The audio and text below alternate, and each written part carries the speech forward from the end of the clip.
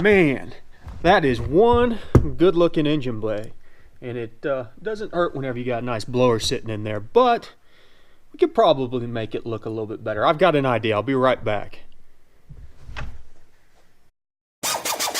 Welcome to the garage. Yeah, that's a step in the right direction at least. So today we're going to be looking at taking the Cadillac engine cover for the Gen 5 motors and installing it on, well, the L83 in this case, but it'll work on the L86. You know how I know? Well, I've got an L86 intake manifold installed right now. So let's get to it. Hey everybody, welcome back to the garage, and today we are going to be taking the Cadillac engine plate, or engine cover as it were, and we're going to sand her down a little bit, throw some paint on it. We've got some adhesion promoter, good for plastic. We're going to do a nice red base coat. Now I'm going to vinyl cut a couple decals on here maybe, and then we'll follow up with the black top coat, peel the decals, let the red come through on this. And a lot of people come in here and replace the Cadillac emblem with they've got a Chevy one that sort of fits. I think it takes some modification. I'm going to try and just take the sander to this and knock this thing down and make it smooth, and then I'll decal cut something for that roundel there. Quick tip, just remember whenever you are working with plastic, go real easy with the sandpaper. Sandpaper loves to cut plastic, and if you get some deep gouges in there, it's a pain in the butt to get them taken out. But other than that, you know, I think I picked this up for about 30 bucks on eBay used, so it's seen better days.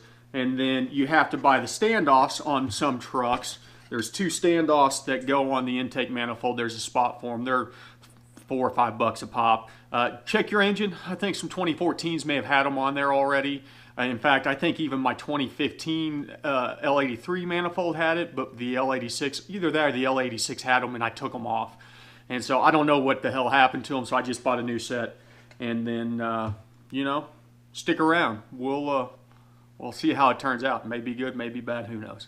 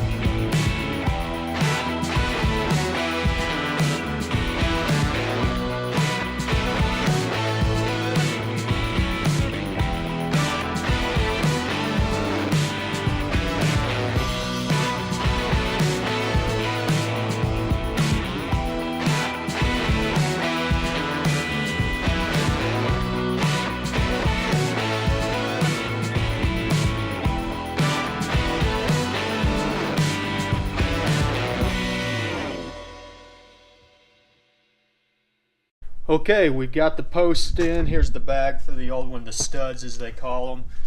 And we're going to have one right here, and then offset a little ways back here we're going to have another one. So you know, they're about $3-4 a piece depending on where you pick them up at. The cover is basically painted. Okay, there it is, 99% of it. There it is. Obviously I don't have the roundel done yet. I 3D printed one out. It just turned out to be about 2 millimeters too small, so I'm going to have to run another batch off for that, but we'll get that installed on there. Originally it was going to be black with red lettering, and then I looked at it and it looked boring. It looked like, what was the point of even putting it on there? And so I ended up throwing another layer of red on there, and I'll tell you what, I'm pretty happy with how it turned out. I need to get the intake pipe back on there, but I threw a little 325 on there for the displacement. And then the got a little Pro Charger logo on the okay. There we got the intake tube back on there. It kind of blocks what we got going on back there, but you get an idea of how it's going to look. It's looking pretty sharp, I must say. I'm a pretty big fan of it so far. Well, let's see if we can't get the 3D printed roundel or thing, and we'll throw it on there and see how it looks. Well, there it is. There's our finished product. I got my 3D printed little roundel there. It's got a little goat. You know, I honestly, I went through about 7 or 8 different designs. My 3D printer is a cheap one, so it wasn't working that well. But here you see kind of the finished product. You know, I'm happy how everything turned out, and you know, it's been a fun little project. It was cheap, you know, there wasn't much money spent on this thing, which is one of the best ones. For bang for the buck, I think this is one of the best looking things that you can do on these engine bays to spice them up a little bit. But let's jump back over to the desk, and we'll talk, do a summary of some of the things to look out for while you're doing this project. Okay, well, that is the engine cover off a Cadillac, on a Silverado, on a Sierra. You know, it works for the truck manifolds, the L83 or the L86. The big thing is, you know, make sure you use an adhesion promoter since it is plastic. I've had really good luck with the Rust-Oleum stuff. You pick it up at your local auto parts store. Piece of advice, if you're doing multi-layer like I did, give your base layer plenty of time to cure if you're going to do decal pulls, because I did not give it enough time to cure. Started pulling up the paint whenever I tried to remove the decals on the second layer. So I'll put the part numbers down below in the description for both the intake manifold, but try and find it on eBay. You can find them used for cheap. And for the standoff studs. Once again, double check. You probably don't have them on your truck, but you might. So save yourself $5-10 that way.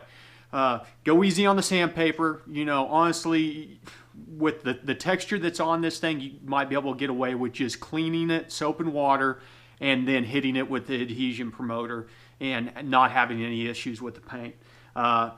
You know, check the forums, the GM truck forums, for any kind of clues on how to replace the roundel with the Chevy one, or I don't know if there's a GMC one. I know not everybody has a 3D printer, and even if you do, you know, the quality's probably not the best. That is temporary. That thing's hot glued on there. I'm going to take it off, replace it with something down the road, but I thought it'd be something fun to do in the meantime.